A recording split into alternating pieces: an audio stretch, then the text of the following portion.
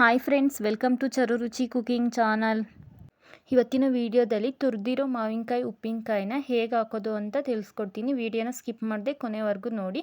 ಹಾಗೆ ನನ್ನ ಚಾನಲ್ ಯಾರೆಲ್ಲ ನೋಡ್ತಾ ಇದ್ರೆ ಪ್ಲೀಸ್ ಸಬ್ಸ್ಕ್ರೈಬ್ ಮಾಡ್ಕೊಳ್ಳಿ. ಮೊದಲಿಗೆ ನಾನಿಲ್ಲಿ ಒಂದು 4 ತೋತಾಪುರಿ ಮಾವಿನಕಾಯಿನ ತೊಗೊಂಡಿದ್ದೀನಿ. ಆದಷ್ಟು ಕಾಯಿರೋ ಮಾವಿನಕಾಯಿನ ತೊಗೊಳ್ಳಿ, ಹಣ್ಣಾಗಿರೋ ಮಾವಿನಕಾಯಿನ ತೊಗೋಬೇಡಿ. ಈ ಥರ ತೊಗೊಂಡ್ಬಿಟ್ಟು ತೊಳ್ಕೊಬೇಕು. ಅದನ್ನು ನೀಟಾಗಿ ತೊಳ್ಕೊಂಡು ಬಟ್ಟೆಯಲ್ಲಿ ಒರೆಸ್ಬಿಟ್ಟು ಸೈಡಲ್ಲಿ ಎತ್ತಿಟ್ಕೊಳ್ಳಿ.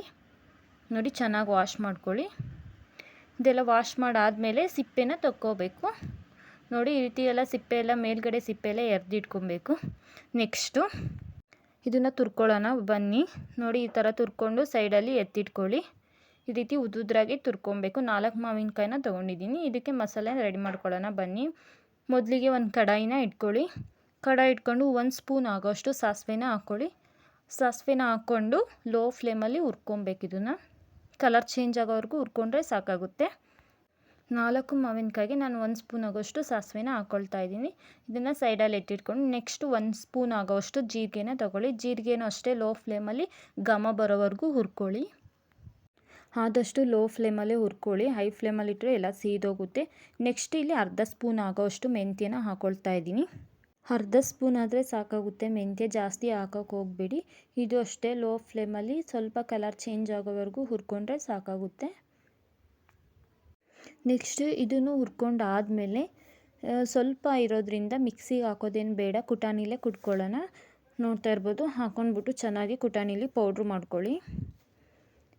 ಹಾಕೊಂಡ್ಬಿಟ್ಟು ಚೆನ್ನಾಗಿ ಪೌಡ್ರ್ ಮಾಡ್ಕೊಂಡಾದಮೇಲೆ ನೋಡಿ, ಈ ರೀತಿ ಪೌಡ್ರ್ ಮಾಡಿಕೊಂಡು ನೆಕ್ಸ್ಟು ಆವಾಗಲೇ ತುರಿದಿಟ್ಕೊಂಡಿರೋ ಮಾವಿನಕಾಯಿಗೆ ಸೇರಿಸ್ಕೊಳ್ಬೇಕು. ಈ ಪೌಡ್ರನ್ನ ನೋಡಿ ಸೇರಿಸ್ಕೊಳ್ತಾ ಇದ್ದೀನಿ.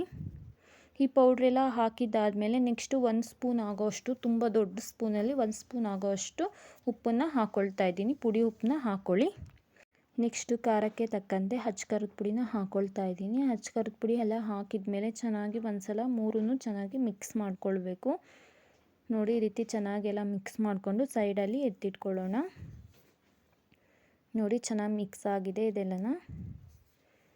ನೆಕ್ಸ್ಟು ಸೈಡಲ್ಲಿ ಎತ್ತಿಟ್ಕೊಳ್ಳಿ. ಇದಕ್ಕೆ ಒಗ್ಗರಣೆ ಮಾಡ್ಕೊಳ್ಳೋಣ ಬನ್ನಿ. ನೆಕ್ಸ್ಟ್ ಒಗ್ಗರಣೆಗೆ ಒಂದು ಪಾತ್ರೆ ಅಥವಾ ಕಡಾಯಿನ ಇಟ್ಕೊಳ್ಳಿ. ಕಡಾಯಿ ಬಿಸಿ ಆದಮೇಲೆ ನೆಕ್ಸ್ಟ್ ಇದಕ್ಕೆ ಅರ್ಧ ಬಟ್ಲಷ್ಟು ಆಯಿಲ್ನ ಹಾಕ್ಕೊಳ್ತಾ ಇದ್ದೀನಿ. ಆಯಿಲ್ ಬಿಸಿ ಆದಮೇಲೆ ನೆಕ್ಸ್ಟ್ ಇದಕ್ಕೆ ನಾನು 1 ಸ್ಪೂನ್ ಆಗೋಷ್ಟು ಸಾಸಿವೆನ ಹಾಕ್ಕೊಳ್ತಾ ಇದ್ದೀನಿ. ಸಾಸಿವೆ ಹಾಕ್ಕೊಂಡು ಸಾಸಿವೆ ಎಲ್ಲ ಚಿಟಪಟ ಅಂದಮೇಲೆ ಇದಕ್ಕೆ ನಾನು 2 ಗಡ್ಡೆ ಬೆಳ್ಳುಳ್ಳಿನ ಚಿಕ್ಕದಾಗಿ ಕಟ್ ಮಾಡಿ ಎತ್ತಿಟ್ಕೊಂಡಿದ್ದೀನಿ. ಆ ಕಟ್ ಮಾಡಿ ಎತ್ತಿಟ್ಕೊಂಡಿರೋದ ಒಗ್ಗರಣೆಗೆ ಸೇರಿಸ್ಕೊಳ್ಳೋಣ.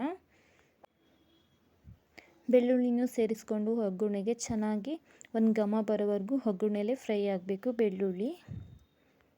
ಇದಕ್ಕೆ ಬೇಕಿದ್ರೆ ನೀವು ಸ್ವಲ್ಪ ಹಿಂಗು ಮತ್ತು ಒಣಮೆಣ್ಸಿನ್ಕಾಯಿನ ಹಾಕೊಬೋದು. ನಾನಿಲ್ಲಿ ಹಿಂಗೇನೂ ಹಾಕ್ತಾಯಿಲ್ಲ. ನೆಕ್ಸ್ಟ್ ಇದಕ್ಕೆ ಹಸಿ ಕರ್ಬೇವಿನ ಸೊಪ್ಪಿದ್ರೆ ಹಾಕ್ಕೊಳ್ಳಿ.